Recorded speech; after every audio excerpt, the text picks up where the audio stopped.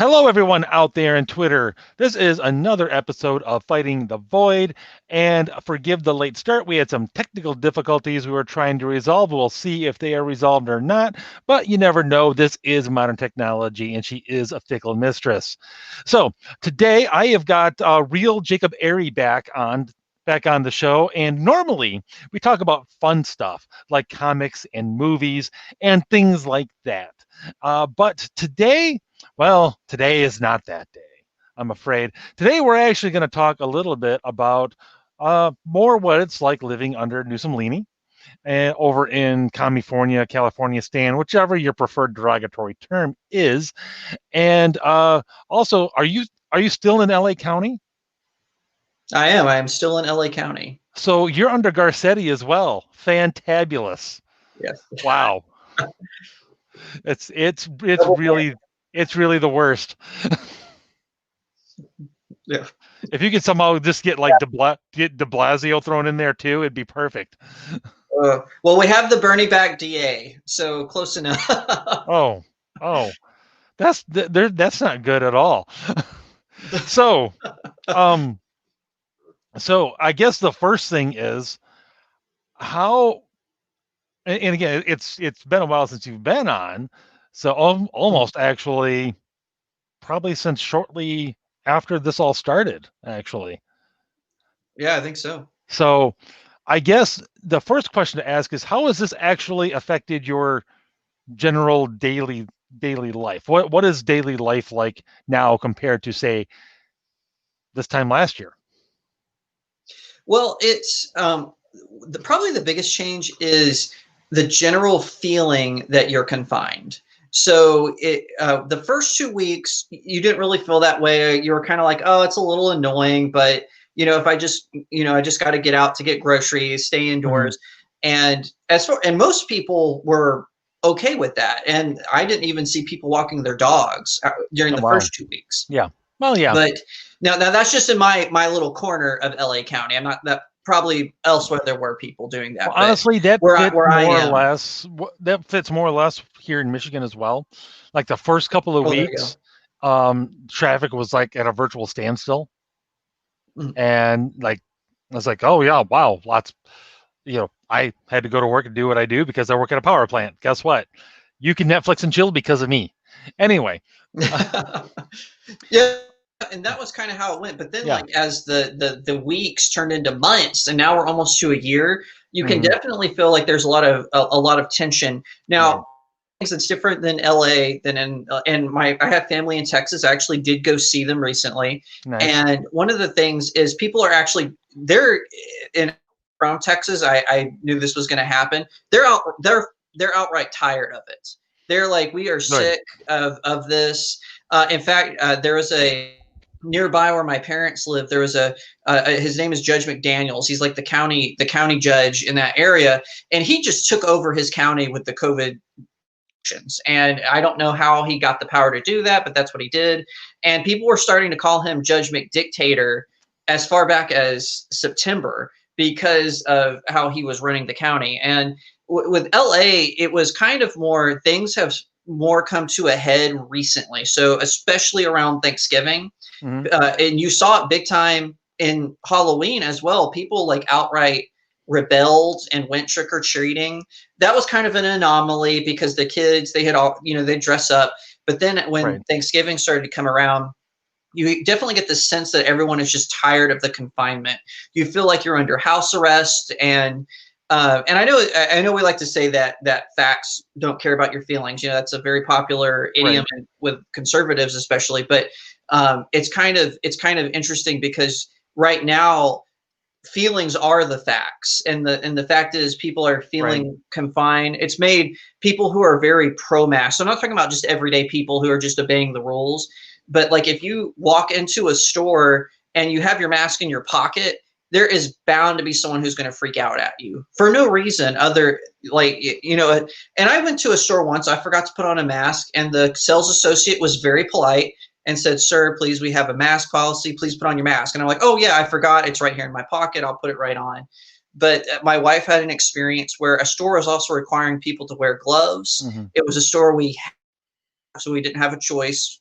So as I'm getting the gloves for my wife, this random stranger comes up to her, is incredibly rude, and anyone who knows that's a line you don't cross. You don't talk to my wife any which way, and I basically told her to get lost. And she left the store actually, so I cost the store a sale. But I was like, hey, don't talk to her like that. Leave us alone. I got her gloves. Go away. And that is kind of just the sense of there's this tension building between people who are just trying to go back to normal, but then they Kira Davis, a writer for Red State, she calls them mask holes.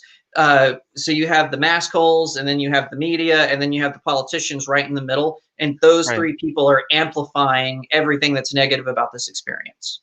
Oh, absolutely. And we've got some of the mask holes in Michigan. I doubt to the same extent that you've got them. Like I can still walk around in a lot of stores and no one without a mask at all, and nobody says anything. However, I am just about the only one I ever see doing that at this point. It's like, no, we've got like well above 90% compliance in most places. The only places where it's flipped, where it's like at best 10% compliance, is actually the gun stores. I can see that. Go figure. Almost any gun, especially the just the local gun stores, they don't care for them. I can think of one exception to that. Yeah, it's honestly the same in Texas. I mean, I walked into a liquor store to pick me up some Rebel Yell. This is not a sponsor, one of my sponsors. I'm just throwing that out there. And no one in the liquor, I was the only one wearing a mask in the liquor store. And there wasn't that many customers, by the way. It wasn't like we were all packed in there trying to get our whiskey. It was, I think there was like, maybe besides me, there was like 3 other people and the manager. None of them, the manager was wearing a mask. None of the customers were, but the manager wasn't coming down on them and saying, hey, if you're going to buy your booze here, you have to wear a mask. She was polite with them and took their orders, and they left with no problems. And it was kind of funny because when I walked up, and of course I had to show my ID, she was like, oh, you're from California. Like, oh, that's why you're wearing a mask. So you definitely have that feeling. And I know for her, obviously there's a county issue with there as far as, following guidelines and whatnot. So I don't blame her at all for wearing a mask. I mean, do what you need to do to maintain your liquor license or your restaurant license, or rebel. I don't care either way. It's like, I get you on both counts. The restaurant. Yeah. Right. Private businesses do what you, in my opinion, do what you think is best for your establishment, obviously. Yeah. Although I'll be honest, if they're bucking the trend, I'm more likely to go. Same here. I'm actually thinking about trying to reach out and see if I can find out where any speakeasies are in my area, because I know they're out there. I don't know where they are, but I know they're there. And they're popping up all over LA. And frequent them as often as I possibly can. I mean, there's a handful of places that are just openly defying, but I've heard that there are. I've heard that there's such a thing as you just kind of come to the back door, give the password, and then you go for a nice, relatively normal dining experience. Yeah, we're seeing that pop up there. Good. One thing that's interesting about COVID is it's brought back the food truck. We see food trucks everywhere now, and I actually am okay with this. I love they're small businesses. I love supporting them. So good for them. We were, in fact, but prior you would see like one here and there, and then I go to comic book conventions. People know this about me. That's where I would see the most food trucks, was at comic book conventions. I'll bet. But my wife and I, we drove down the street. I can't remember where we're going, probably to get something non-essential, but lines of food trucks and people going to the food trucks. It wasn't just like they were just there. People were in line to get it. So good for them. And I hope if that helps, if that is a silver lining in this cloud, good for them. Yeah, and that is cool. I personally, I love food trucks as well. They're just cool. And see, you say talking about the lines of food trucks. It actually reminds me of going to the March for Life in D.C. There's some of the streets there. They're just lined with food trucks around meal times. And it's like, and it's not like the restaurants aren't also packed on a normal year, but Right. as many people as are in DC, tourists and everything, I'm pretty sure those food trucks get used a lot. Oh yeah, yeah. And I went to New York a couple of years ago, maybe a Mm-hmm. year and a half ago, and it was food trucks are there too. Anywhere that you saw a conference, food trucks. Mm-hmm. So I imagine, but like I said, in LA, you really only saw them downtown. Occasionally, they pop up in the valley, but more where there's like a bunch of businesses. But now they're starting to pop up more and more, just in like a general neighborhood where there's like a grocery store and a Mm-hmm. and a pharmacy and whatnot. So I think that's really good. It gives people access to being able to go out if they, especially if they're regular dining place is unavailable because they can't meet the restrictions. Right. And like you said too, it's a chance for somebody to take advantage of the situation and hopefully start a new and successful small business that they can use to support themselves when maybe they can't go to their normal job. And I Yeah, exactly. That would be great. and I kind of said it to like when this first started, it was like, this is going to open up some opportunities in some way or another for somebody with a little bit of capital and a little bit of imagination. It's like I don't know what opportunities, but they're going to be there. hmm And Yeah, I know some people were joking. Maybe this would be a good time to restart Blockbuster movie rental. It's like since theaters are closed, this would be a good time. A speakeasy where you rent movies. That would be, or buy them for $1. That would be hilarious. buy them for yeah, that'd be cool. To speak like a speakeasy movie theater, just a couple of just somebody with a super giant ridiculous TV and So yeah, he's got a pickup truck with like a tent around it. Like we're gonna show Tenet right now. Come right now. this is not a half bad idea, actually. I wonder if anyone's done this. It would not surprise me. Okay. If anyone out there sees it and gets the idea and does it, you owe Jake I don't know, a quarter every time you do it. a quarter for every Sounds ticket good. sale. That's hilarious. Yeah, definitely. Quiet Bring it Margot on. with your Amazon Prime and Netflix. This is more fun. Jeez. Besides, who doesn't want to watch a movie out of the back of a pickup truck covered by a tent? It's like the drive-in, but smaller.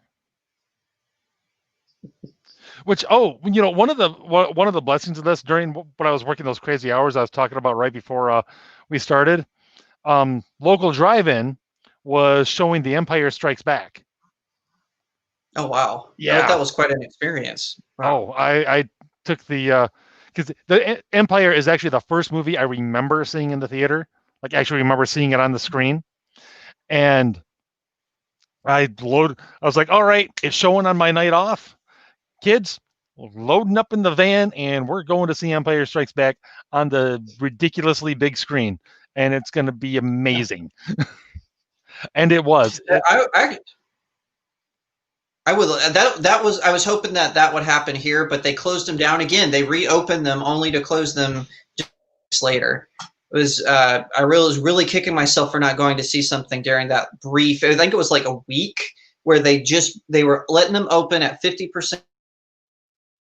A week they closed them down again. Condition purple, whatever purple is. I think we Crazy. had. I think we had the same thing. Yeah, we did. We had the same thing here in Michigan where they were open briefly and then they were shut down again, like right away. It's like the regular theaters, and it's just like, how are any of these places going to stay open? It's like Yeah. they must have, Netflix and Amazon must have called our respective governors and said, "Hey, you really got to shut down those theaters so we can go ahead and buy them up when they go out of business." Well, don't forget the Obamas, I believe, are working with Netflix So they definitely have a stake in making sure Netflix goes. I believe even what's her name, Susan Rice. I believe she's actually on the board of Netflix. I think she So might have just left, maybe. Well, But yeah, I know she has been there. Position.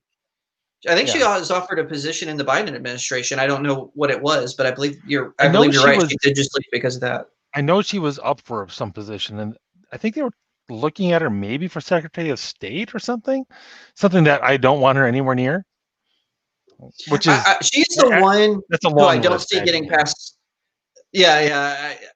Most of them, I think they will. So far, of what I've heard of Biden's picks, I think they will get past Senate. I do not see how Susan Rice gets past Senate, but if Republicans are stupid in Georgia, going back to the politics thing, where you have these folks in Georgia boycott the vote. No, that's awful because you give the Senate to the Dems, and then of course then you're going to get Susan Rice as Secretary of State. Is that really what you want?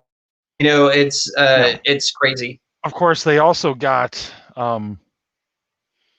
Of course, in Georgia, they also have made no changes to their voting system and everything, and just right away said, "Yeah, we're going to do everything exactly the same way that caused all of this confusion and discontent, in November." So, it's kind of like Republicans. Do you want to win? I'm not sure you do. Yeah. And as far as blocking any of Biden's picks, Susan Rice, somebody that responsible for that much hate and discontent, you're probably right. They probably man up and block her. Just about anyone she else. Went on all the Sunday, right? She's the one who went on all the Sunday shows and lied about the Benghazi incident, and so I just don't see. Well, she was also her getting passed. I think she was also involved in the unmasking of Michael Flynn. Yes, that is true. That is well, and General Flynn. So please take what I'm saying with a grain of salt. But one of the rumors that is coming out right now is President Trump regretted forcing Flynn to resign. He said he did it because Pence was mad at him. I guess Flynn told the vice president a white lie, which is not good. He shouldn't have done that. And so Pence and Trump listened to his vice president. But I've actually heard through the grapevine, and like I said, this is just strictly rumor, so it could totally be untrue. But President Trump regrets that. He thinks that now he should have stuck by Flynn and given him the full weight of the White House for his defense. And boy, imagine how that would have turned out differently for Flynn. Because I, for one, don't believe Flynn should have been prosecuted at all. I hope that Judge Sullivan gets some sort of I don't know how that works because I'm not a judge or a lawyer, but I hope he gets some sort of judicial backlash for putting Flynn through that. I mean, it was just insane. Honestly, if he had a backbone and had Flynn's back, it would have been a very different 4 years. Yeah, and that's it would have just set a completely different tone. Right, and for one thing, I used to be a never Trumper, but he convinced me through his actions. I mean, I think I was very public about being never Trump, but I switched because of his actions. I was like, okay, he convinced me, he won me over, but I still am confused how sometimes he's so bold, he's so brash, we're going to go in, we're going to take a sledgehammer, and then other times he backs off, and it's how he picks and chooses when to listen to the GOP establishment and when to go with his gut. Because it seems to me every play he's done from his gut, that's the first debate with Biden, that has been those have been really good. Like I like Mike Pompeo as the Secretary of State. I know that was a gut pick. No one really wanted Pompeo as the Secretary of State, but he's been really good. Nikki Haley is the UN ambassador. People wanted her in one of those do nothing departments, but she ended up being a fantastic UN ambassador. She was a very good UN ambassador. Yeah, I would agree. Yeah, probably one of the greatest that we have had, and especially in modern times.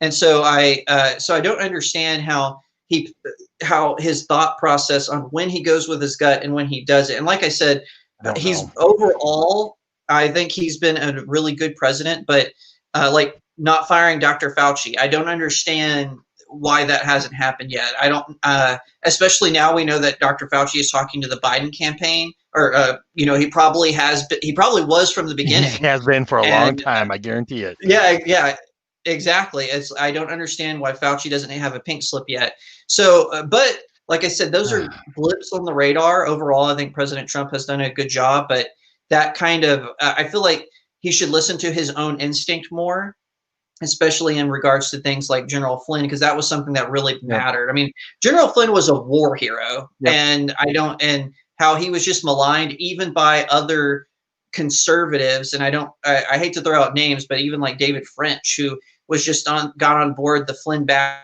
so freaking fast. And I'm like, come on now, he was a war hero. Give him a chance, Right. And, and like I say, it would have set such a different tone for the entire presidency. It would have said, would have set that tone. It's like, no, you can't bully me into just offing my people on on some flimsy supposition. You can't get me to betray people based on optics. It's not going to work here. And that would have just sent exactly the right message, and they either would have accelerated their tactics faster, and we would have seen what they are even quicker, or they would have gone, well, okay, I guess we'll have to find another method. We're not going to be able to bully this guy into, again, getting rid of people or changing his policies and whatnot. And not to mention, he would have seen that it worked. Because if there's one thing that, and you hinted at this, we haven't seen the authoritarian that everybody was afraid of. Right. We just haven't. He hasn't been that at all. Yes, he's belligerent when he tweets, but other than that, he's really not. He's like the least authoritarian president when it comes to actual action that we've had in a long time, at the very least. I would agree with that, because all these reporters complain about Trump's attitude toward the press, and it's like, hey, if Trump had anything more than an attitude, no CNN, right? There would be no CNN. It would become TNN the next day. Yeah. Which, that's what happens if, like you were saying, if he was really authoritarian, there would be no CNN, there would be no MSNBC. It would just be Fox. And only certain hosts of Fox 24 hours a day. So President Trump is probably the furthest thing from a authoritarian. Even if, by the way, I'm going back even to President Obama, and by the way, I'm not on the Bush bashing train, but even President Bush, sometimes he did things that I thought, oh, that's kind of outside the bounds of the executive office. But President Trump seems to respect that in that regards, as he understands his limitations. Now, he's complained about his limitations, but again, what president hasn't? He's just louder about it. Exactly. He just actually says it out loud so we know what he's thinking. Right. It's like, okay, I don't want you to do what you're talking about at the moment. I'm glad you have that limit, but it also seems like you're not actually bucking against the limit. You're just annoyed by it. Right. And I remember there was this thing about when President Xi of China, when he was made president for life, and President Trump made a joke about, oh, doesn't that sound great? I think at a rally, and everyone was in. Right, people are laughing and whatnot, but the media just took that as as, oh, he's saying he wishes he was president for life. Well, FDR certainly wished he was president for life. Literally the last person, the last person that was president for life, the only person that was president for life was well, actually, technically you could say there were three. Two of them were Democrats, but the one were, John F. Kennedy, Lincoln, and FDR. Exactly. But FDR is the one that actually matters here, because he was elected to 4 terms. Actually, just never Four finished terms, the yeah, fourth. and betraying two vice presidents along the way. His first VP, John Nance Garner. John Nance Garner was his opponent in the first primary that FDR ran in, and he knew that he wouldn't get the votes on the last ballot, so he called Garner and said, "Hey, if you agree to be my VP, we win Texas, and I'll endorse you after my 2 terms to become the president." And of course, we all know how that happened. He betrayed Nance Garner. I think Nance Garner did try to challenge him again in the Democrat primary, but a sitting president in a party is really hard to unseat. I mean, that almost happened to H.W. Bush. Someone tried to oust him off the ticket.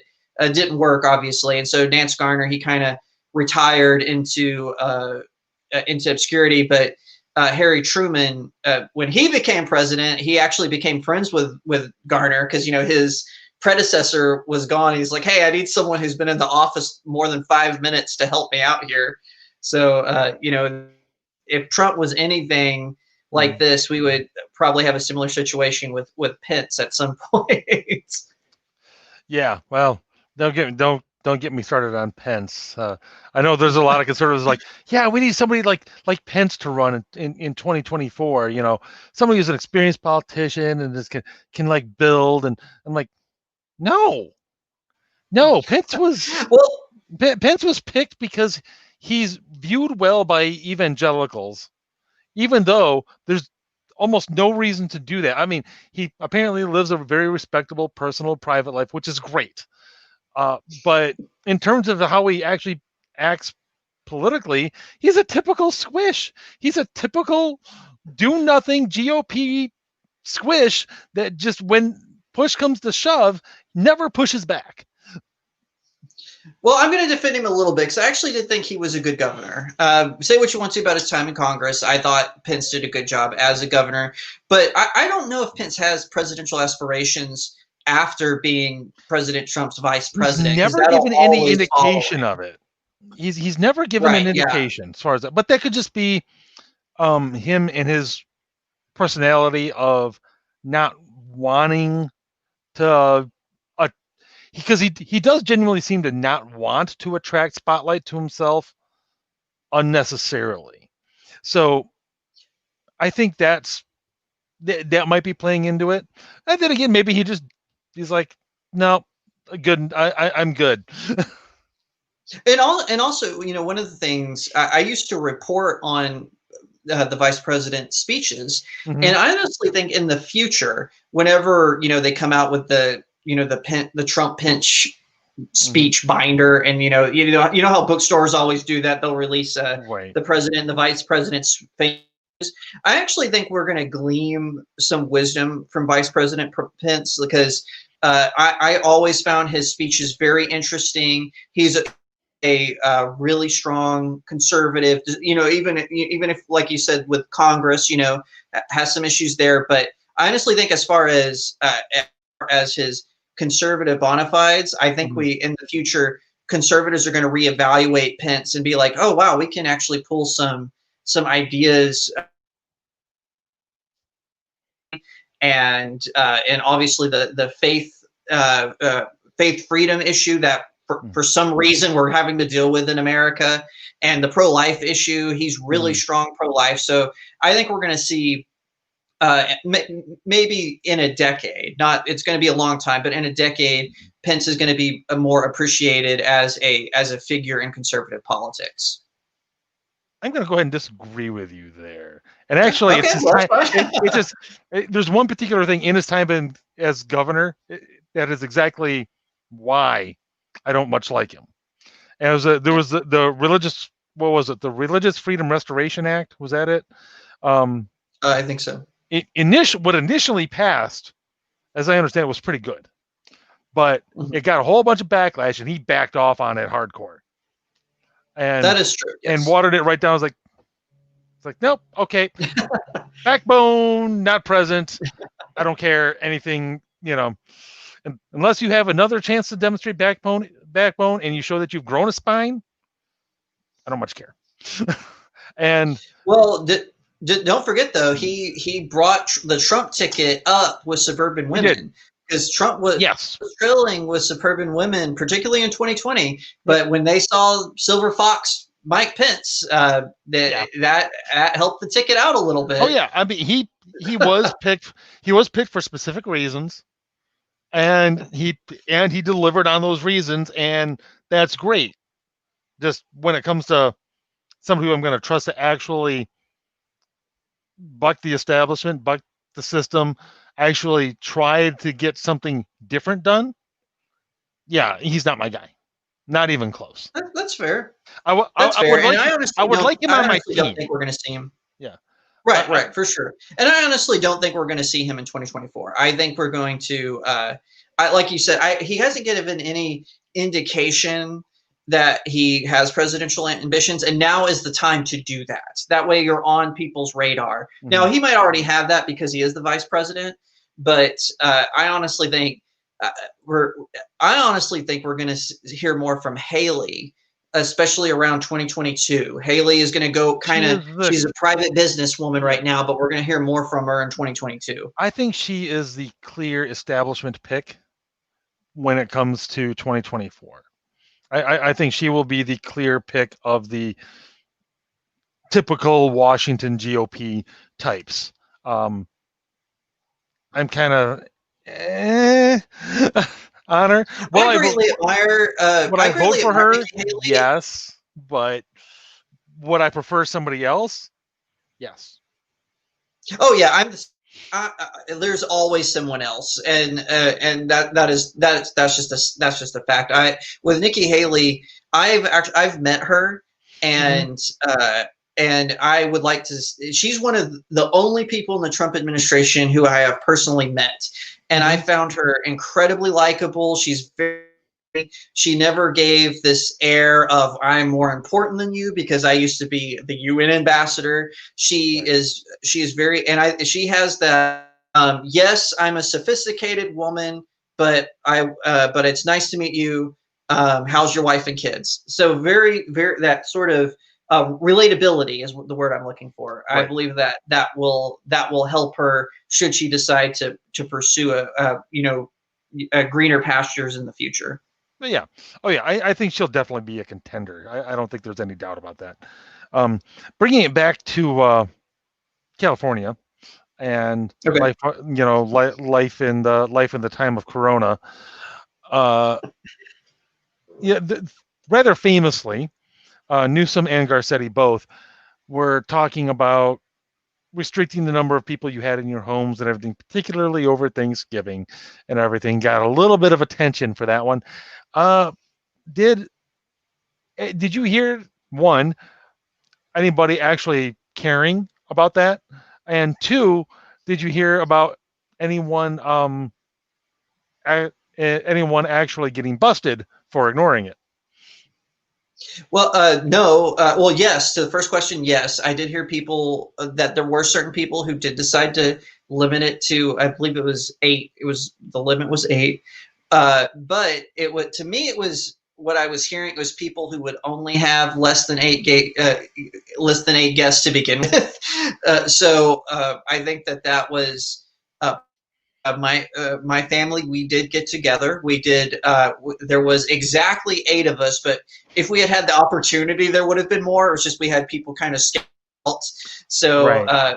We had exactly 8 people, and for your viewers, I actually had a leftist yell at me saying that I was going to my family, and she flat out. It was kind of funny because it started out.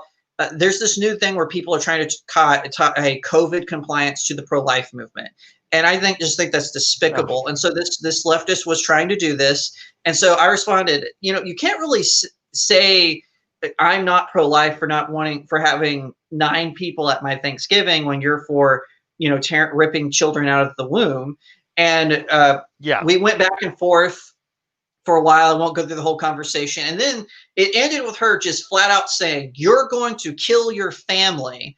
Well, I doubt she's watching. She's probably, off watching Grownish or whatever. But all my family is fine. No one got COVID. No one had COVID testings. And to the people who did, through all those reasons, we're definitely praying for them, obviously. But I think I really feel like that Thanksgiving is the perfect example of people. They're like, we're just fed up. We're just done with this. And it's kind of funny because the rebellion, as they say, kind of started in July 4th. Remember, Garcetti banned fireworks, right. Yeah. and what happened at 7 p.m. sunset, fireworks all over LA County went off. It's I remember that video. video. It was beautiful. Yeah, it went viral. It was so funny because my wife and I, well, at least we won't have a day when our dog is running all over the house in a panic. Then we hear boom, boom, boom, boom, boom, boom, and he starts. It's worse than ever. And even from our where we live is very isolated. It has tall buildings and trees around it, but there were so many we could see them. It was lighting up the sky. It was beautiful, quite frankly. Oh, yeah. But yeah, going back to Thanksgiving, as I don't see. I don't know of anyone that was arrested or ticketed for noncompliance. I believe that the county sheriffs have had it with Garcetti, in particular. Good. He cut their funding, right? I think it was something he cut their funding by $4 million. So it was something ridiculous, or it's a proposal, something like that. And so they're like, we're not gonna comply with this. You can just suddenly forget it. I don't have the money to enforce your stupid rules. Weird. Yeah, it's kind of. There's this great video where some protesters were protesting at Garcetti's house, which you won't find on the media. The media doesn't want you to know there's anti-lockdown protests, but and he has police surrounding his house. So the protesters, which obviously they shouldn't go on his private property. I'm against that. Yep. But they're across the street and they're chanting "No more lockdown" or something like that. Right. And it's so funny because the expression on the policeman's face and police women, they look like they don't want to be there. They're like, and not just because, but you can tell they're like, oh, great, this guy cost us a big chunk of our budget, but we're over here protecting our house while he's calling us murderers and racists, right? So it's so funny. The cameraman, because at first he's on the people, the protesters, and then he swings it around, and you get a look at their expressions, and it's just just a perfect picture of the attitude, especially coming into Christmas. Yeah, that's the next thing. Have they revealed any new guidelines for Christmas? No, not new, but they were trying to say they did this injunction a couple of weeks ago, and of course we all saw the video of the Pineapple Saloon, which Alicia Krause also covered. My old colleague at the Daily Wire, Alicia Krause, she did a fantastic interview with the owner of it. And this was that video that went viral on Twitter with the here's my outdoor area, here's the movies, outdoor dining.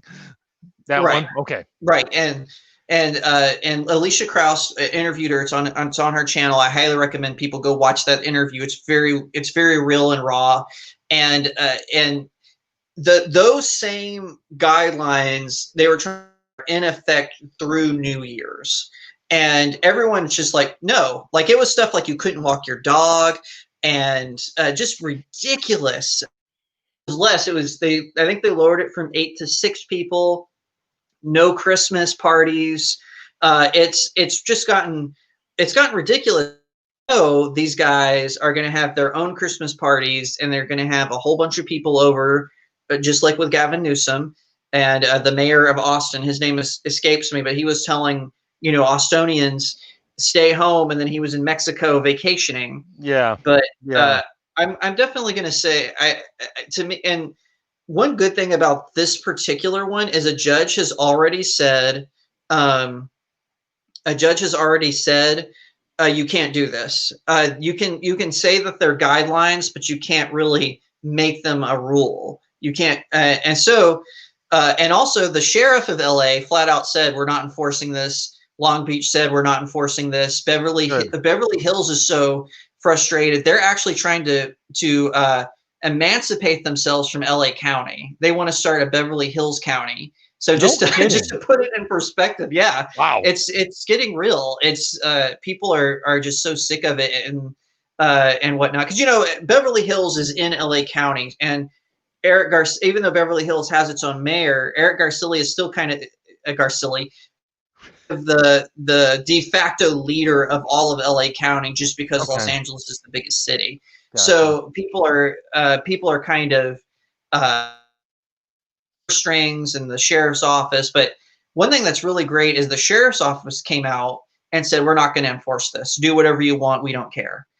And nice. as long as there's not, they're saying as long as the crime is not committed, we're not going to come out. So I think that's really good for them. They're taking, and again, I really think they would have been more willing to ticket people had Eric Garcetti not called his own police and county sheriff murderers and racists, like I said earlier. But now the sheriff is just like, no, we're not doing it. Orange County too. Orange County's like, yeah, we're not doing this. So but, that just kind of shows how bad sometimes politicians are at being politicians. It's like if you want the cops to enforce stupid things, at the very least, you shouldn't call them racist murderers and take away their money.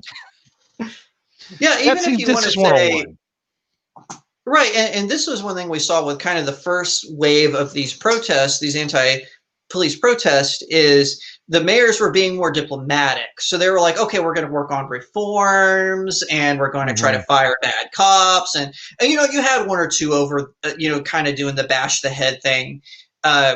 But most of them were kind of like, we're going to be a little bit more diplomatic. But with this last wave, they were like just going all in for the cops are basically the KKK, which is kind of ironic because, the Democrat Party was the party of the KKK. So I think it's kind of funny that they went that route. And there's actually talk that some police departments aren't going to provide security for different political figures who called for their defunding. I don't know specifics, but there are certain police unions who are saying we're not going to do it. We're not going to force our guy. We're not going to force our guys to defend someone who obviously hates them. Right. Yeah. Which these guys can afford private security, right? So right. That's just what they need, though, right? Because we saw that happen. Was that in? I can't remember. Was that in Wisconsin or Illinois, where they hired private security because the police wouldn't protect the person, and the private security guy shot someone. And well, now you're kind of in this catch-20. I think that was actually a press outlet. I think that was Denver. That was Denver. That was Denver. Thank you. Yep. But yeah, that was kind of I wouldn't be surprised if we see more of these. It's that was especially with the celebrities. That was not a good shoot either. No, that was not a good shoot. I saw the video. And I've seen the footage. I was like, really, dude? It's like, it's like, I can almost understand if you're a hair trigger individual drawing and saying back off, but there wasn't that. There was no back off. There was draw, shoot, bang. Yeah, and to be fair, there are certain cities that have police brutality problems. Yes, but we should address those problems. We shouldn't paint all cops with this wide single brush, and that's the problem. Yep. Yeah, exactly. It's happening in California a lot, obviously. We do in some jurisdictions have police brutality problems, but it's not all of the cops in California are engaging in this nefarious activity. Yeah, although it's portrayed like every single person in a uniform is a horrible individual and is just waiting to kill the first brown person that they see. Right, and also too, cops don't like dirty cops unless they're already on the tape because they know it damages their reputation. Yep. So that's part of the and sometimes, and of course there's always that mysterious code of blue people talk about. That's in the movies. Really cops they want to back up a person that they think is okay. And if there was an incident that was jumbled up, or it was just a misunderstanding and something bad happened. But then, sure, when it comes to absolute police corruption, no one hates that more than an honest cop. Right. Which is just as it should be. Now, I Right. kind of, you talking about how all these sheriffs and everything, even in LA County, are really not cool with this. Beverly Hills Right. is trying to break away from LA County. I wonder Okay. how that's going to work. I don't know how it works, but I'm curious to see how that comes together. Now, what interests me here is, and I know there were some significant Trump rallies in Beverly Hills and even in LA. So, my question to you, sir, is what do you think of the vote, even in California? Because Well, let's just face it, we've never seen anything like that before, at least not since literally Reagan. right. I am of the opinion that Trump did win re-election and that machinations intercepted it. However, I do not agree with other Republicans who say Trump won California. Now, I will say there was not enthusiasm for Joe Biden or for Kamala Harris. There was people don't understand in California, Kamala Harris was liked by the establishment. She was not liked by just everyday people. She threatened to throw mothers in jail if they didn't personally drive their kids to school. It was how she was as the AG. But she's a very savvy politician, and California has this ridiculous primary process where the person who's picked by the Democrat Party is basically the next person. I don't know how that's constitutional, but they have that locked down. And and so that's how she got elected. But there was no enthusiasm for them, and I do think President Trump did perform better than other GOP candidates since Reagan. But I don't think he took California, just especially if you want to compare, like people were saying, oh, in Georgia, there were so many Trump signs. So how could, and I agree with this assessment, how could Biden have won? Well, here, there was a lot of Biden Harris, way less than probably other jurisdictions if you look at on the East Coast. But to me, it seemed like, yes, the California Republicans were a little bit more jazzed this time around. I don't think that it was enough to flip the state. I think that is kind of an unrealistic expectation, at least for now. But it was better than people thought it was.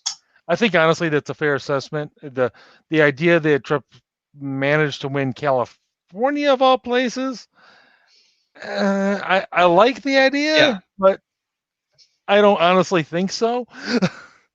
Although, I think it was a lot closer than, shall we say, the official numbers suggest. Oh, right, yeah, for sure. And honestly, if LA, San Diego, San Francisco, and Sacramento hadn't voted, yes, Trump would have won handily.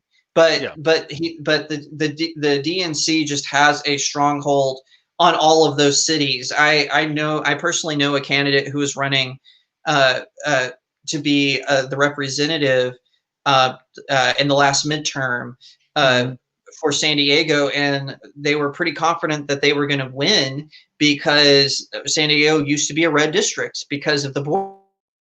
But the Democrats have completely flipped over San Diego. I'll say it's purple. It wasn't like red, like what we think red, but it was more conservative. But the last midterm, 2018, the Dems just overhauled it and took it back over. I'll be honest. It was always kind of a wild card.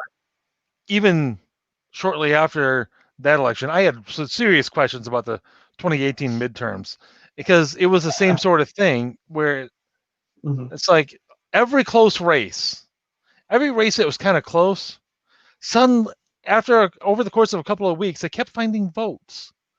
And almost every one of those close races, they managed to find enough votes for the Democrat to win. I'm like, really, Republicans? You're not even asking about it. I mean, there were a few of the shows that brought it up once or twice, but then after that, like, off it goes, down the memory hole. It's like, come on, guys, really? And so I'm not surprised by the situation right now. I feel that way about Kimberly Classic in Kimberly Klacik. Baltimore. Yes, yes, yes, yes. Yes, Yep. yes. I am totally convinced she won that race because it was the same Really? situation. She was ahead, and then Oh, I all of a didn't know sudden, that. yeah, it was, and it's close how much she lost. I think she is trying to challenge the results. I'm not. I have to admit I'm not too up to date, but she did say she was going to challenge the results. I don't know if she officially did or not, but I am totally convinced she did win. And there was, as Viva La Fry says, there was chicanery in that race because especially she was leading the polls I for a didn't know while, that. and just real briefly, she had over. It was in the margin of error, but it was worth. It was enough, and I really feel that. I really feel that there was chicanery there, and that's another one. I don't think it's going to come to anything, Mm, sadly, probably but not. I hope we'll see her in the governor's race or the Senate race. Um, that because uh, I really think that she is well liked, and I think that she's not going to go away. She's very bold. She was ready to, and she's ready to rumble, which is what we need in our GOP. Like you were saying about Yeah. spineless squishes, she is not a spineless No, squish. no, So she I is don't think not. she's going Not even away. a little bit. Yeah, And I love that about her. I really do. yeah, And there does seem to be, and they're few and far between, much fewer and farther between than a lot of people are aware, and certainly than a lot of people would like. But there are more people like her, young up and mhm, comers who are willing to, they're willing to take the shot in the teeth and give it right back. And yeah. oh my gosh, we need so much more of that right now. I'm just And all around. Yeah, and you're right. And this was something that I had a problem with conservatives is there was this thing in conservatism where we have like a great deal of respect. So like Mm-hmm. you and I are both men of faith, and Yeah.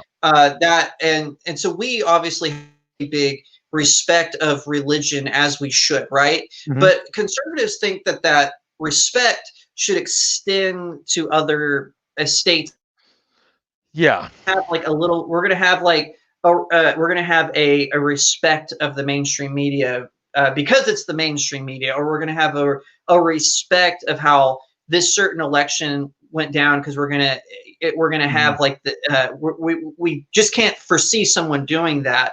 But I and one thing, and that was something I always complained about, was we need to see that respect dialed back. And I'm not saying disrespect a person. So if you run them in the street, Right. don't throw a tomato at them. That's not what I'm talking. I'm talking about the estate specifically, where and that was one thing that even when I was a never Trumper, I admired Trump's willingness to say, "Hey, the mainstream media is giving you fake news." And Right. Gingrich actually tried this when he ran.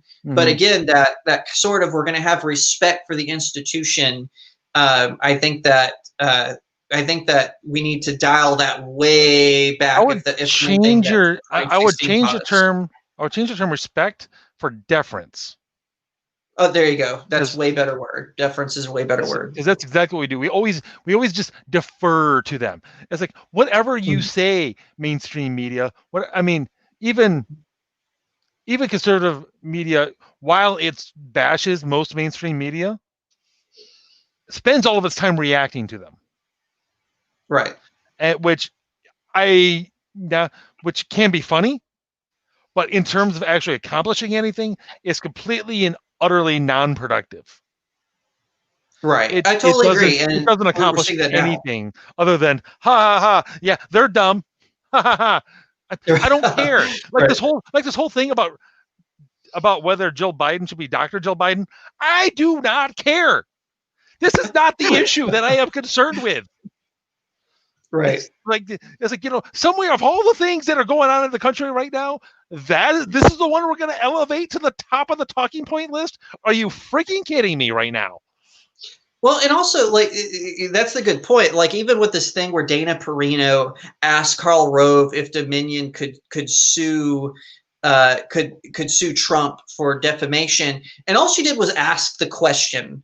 And people were saying, well, she was asking the question, she was sending a message to Dominion. And I'm like, Dominion has already thought about this. You really, all Dana did was ask the question, and I think it was really wrong. What was the question she asked conservatives again? react. She asked. She had Karl Rove on, and she asked him, should Trump sue?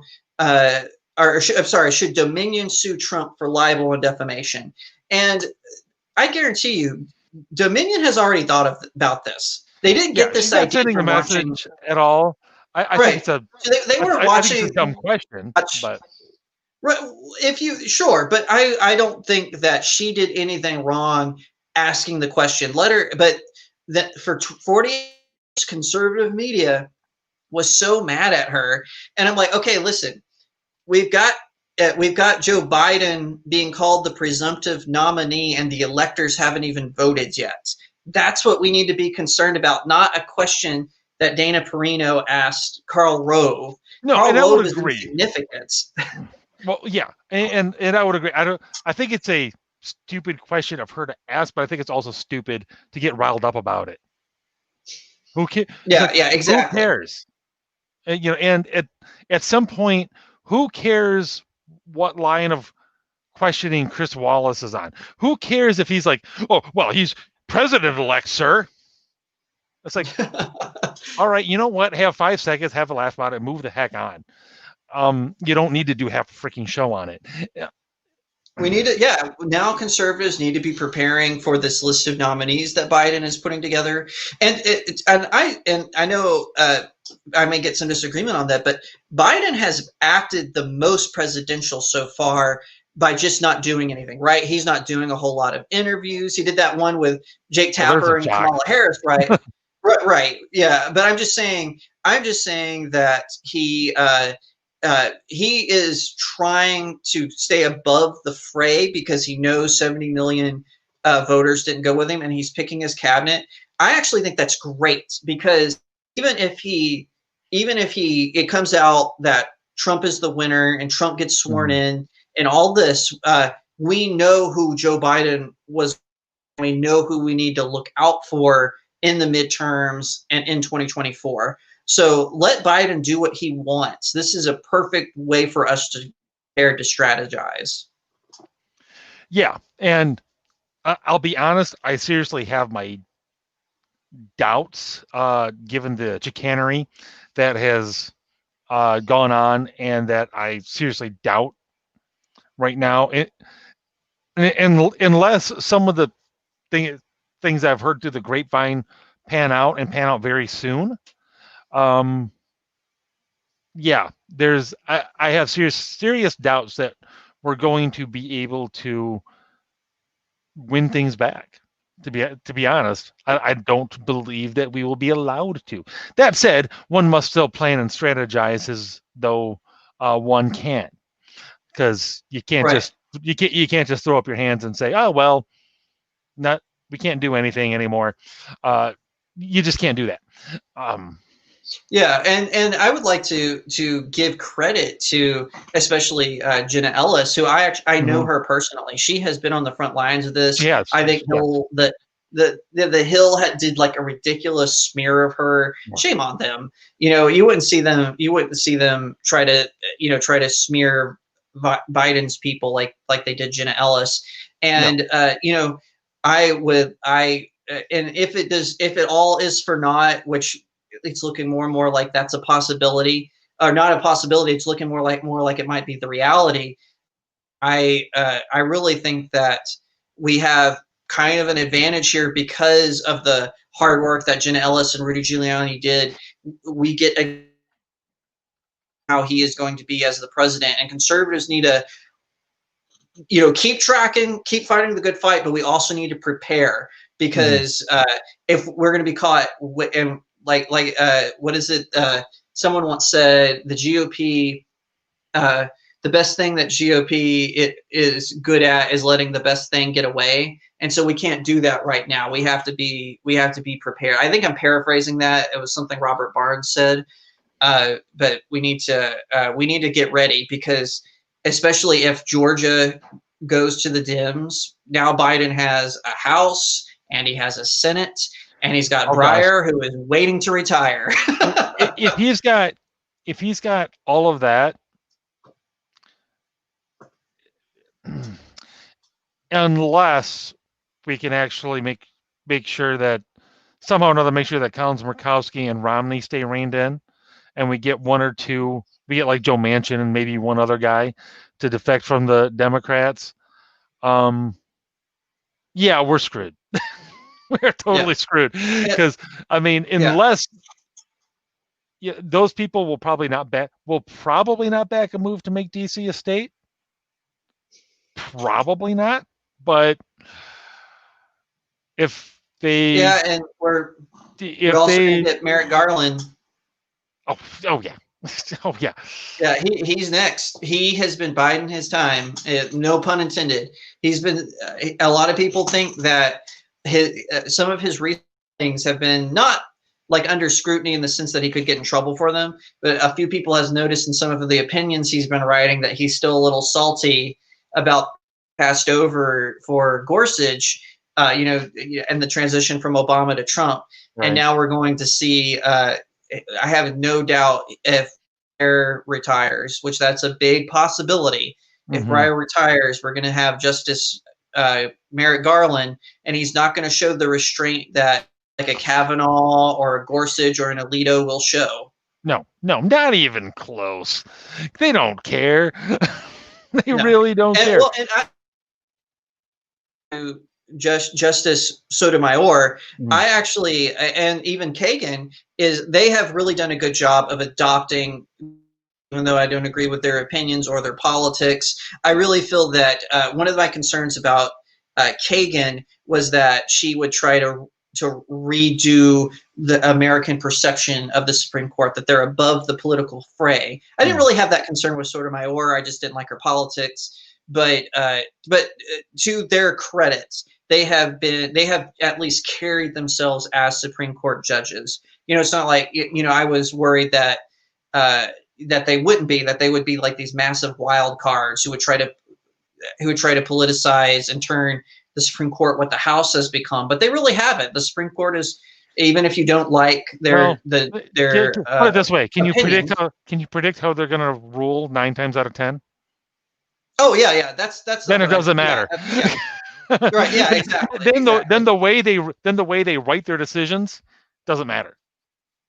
Oh right. No. I totally agree with that. I'm just saying that they did not change. The House has become just basically this frat house, right? The House of. I was worried that SCOTUS would become that with not really with Sotomayor, but more so with Kagan, because she was like kind of this intellectual academia person, but to her credit, she's really stepped up in that role as a judge, even though I disagree with her.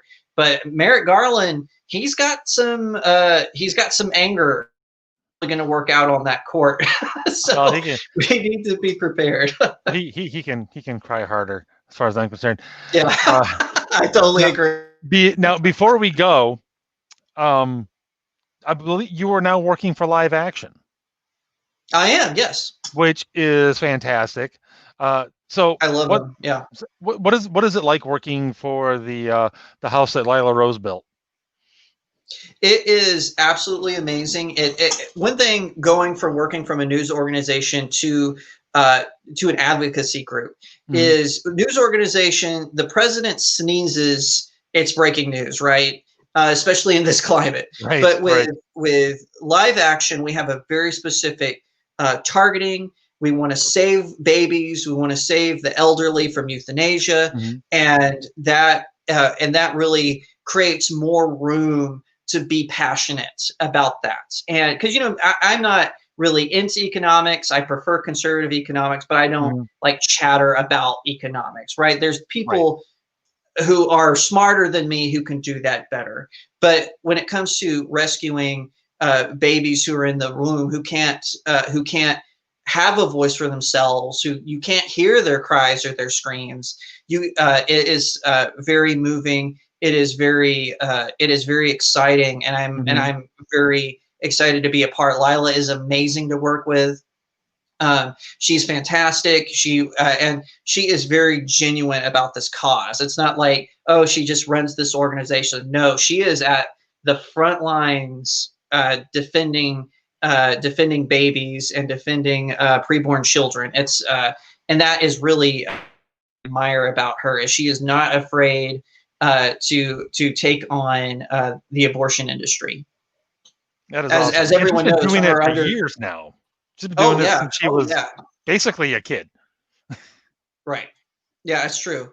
And all you have to do is just go check out our YouTube channel, Live Action, if you're if you have any if you'd like to see some of the great work we're doing. And one of the cool things about being at Live Action is we're one of the largest, probably the largest pro-life group, and seeing the fruits of your labor. So like when we get a message from someone saying, hey, I was being pressured to have an abortion because I'm a single mom, but I decided not to because I watched your video and I saw what my child looks like at this stage. I'm not going to get an abortion. It's really a comforting thing to know that, hey, that's a life saved, and that we're moving forward.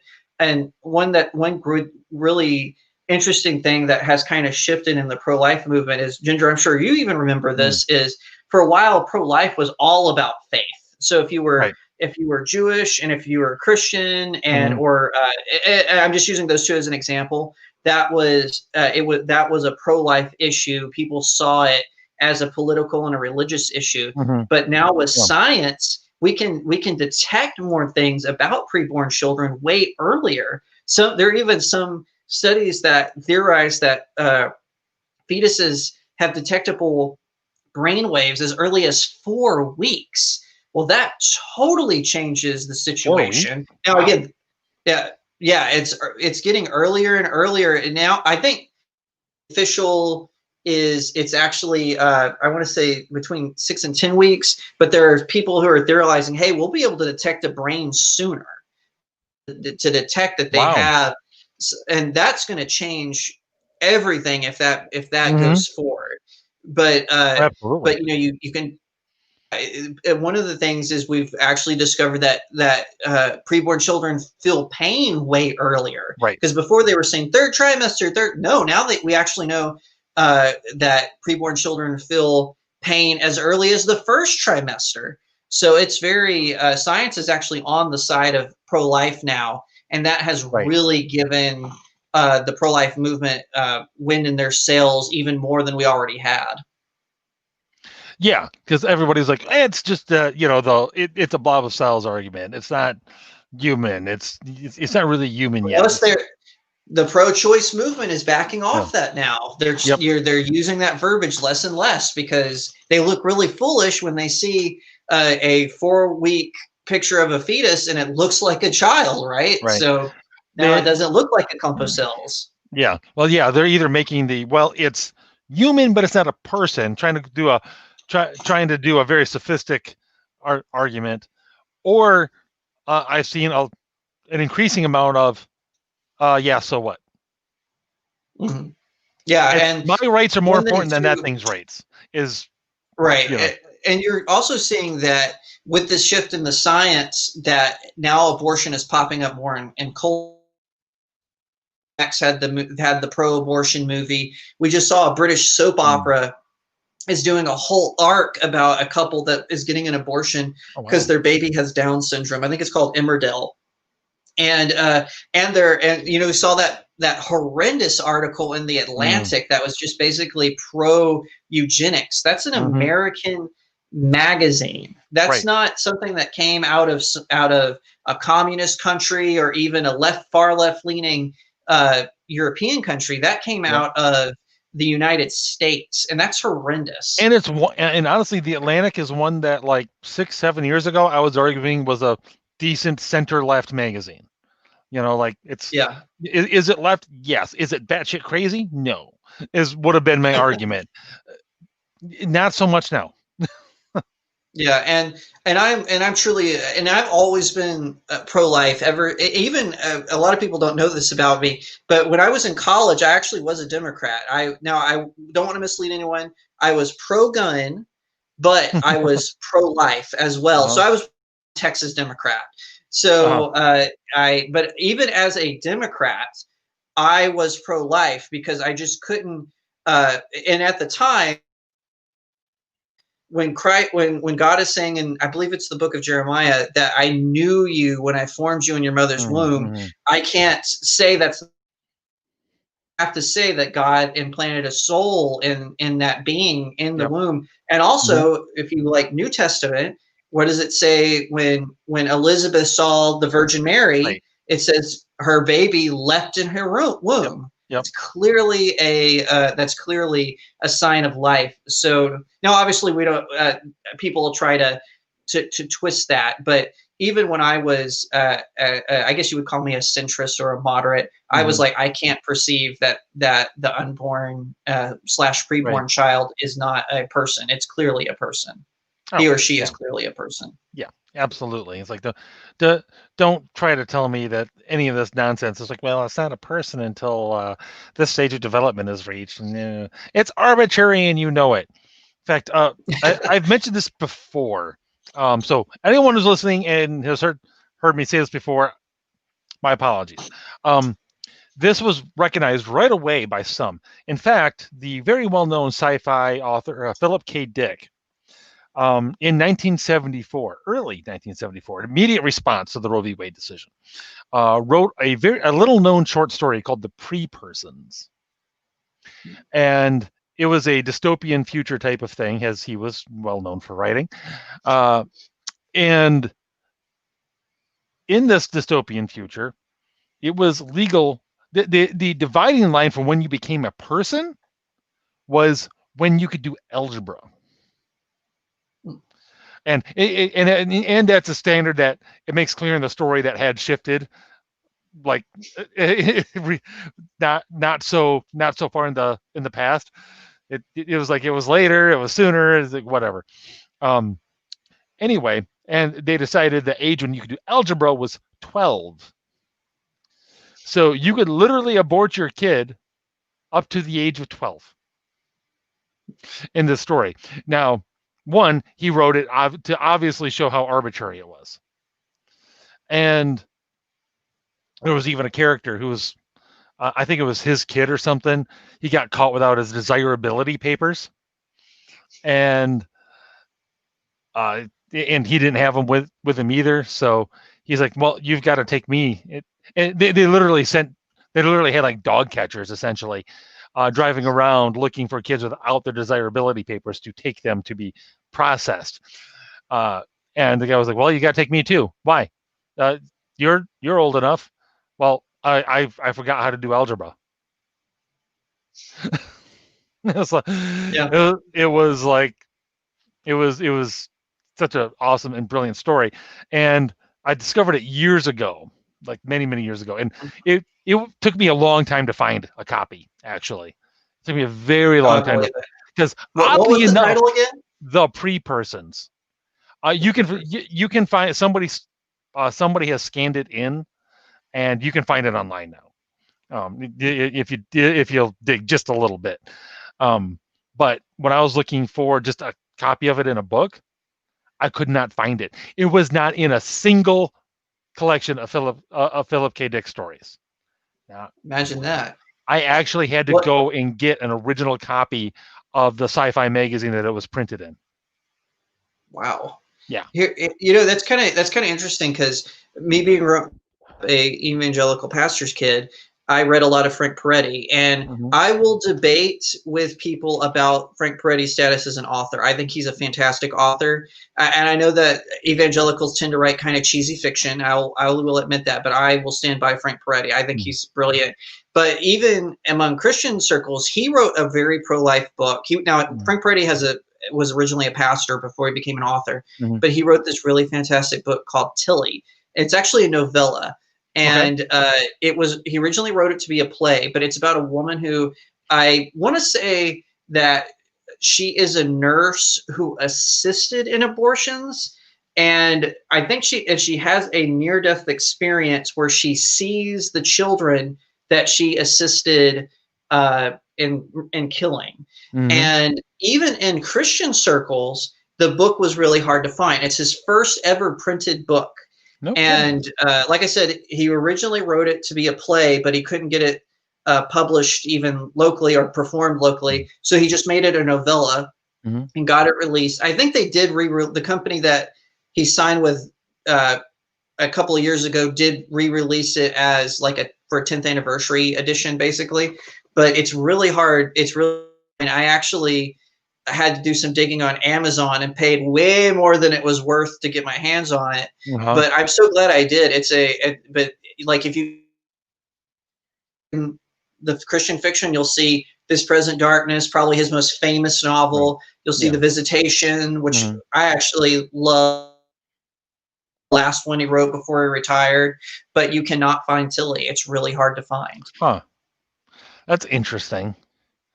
I mean, he's a Christian author writing in Christian circles. You'd expect that to be not difficult to find. In fact, honestly, you'd expect it to be fairly front and center. Right. I mean, Philip K. Dick, exactly. I get, when it comes to Philip Dick, I understand why they're suppressing that story from him. Just because he's a well-known sci-fi author, kind of important to the whole genre. Half of his books have been made into movies, Right. Right. So if people don't know who he is, if you've seen Blade Runner, Total Recall, Paycheck, Minority Report, there's recently a low-budget Radio-Free Albemuth, and various others that there's more. There's more that have. There's more movies that have been based on his work, I believe. Yeah, you've heard of Philip K. Dick, even if you don't realize you've heard of him. Yeah, that's true. You have been exposed to his work. I can almost guarantee it.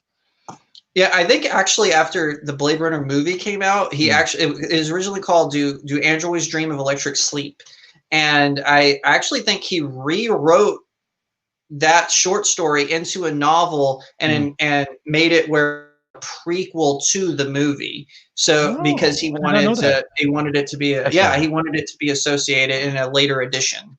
So yeah, I'm gonna have to check that out. I'm gonna have to see if actually that's reflected in the copy I've got. I haven't. It's on my shelf. I haven't read it yet. I'll get around to it someday. Maybe I'll move. I read it when Blade Runner. I read it again when Blade Runner 2049 came out. Just to keep up appearances. But yeah, he is a brilliant sci-fi writer for sure. Me being a big sci-fi myth lover, so maybe I'll have to have you on sometime and we can just talk about him and his work, because his work is fascinating, and the themes and everything that he delves into. I mean, it's a whole different.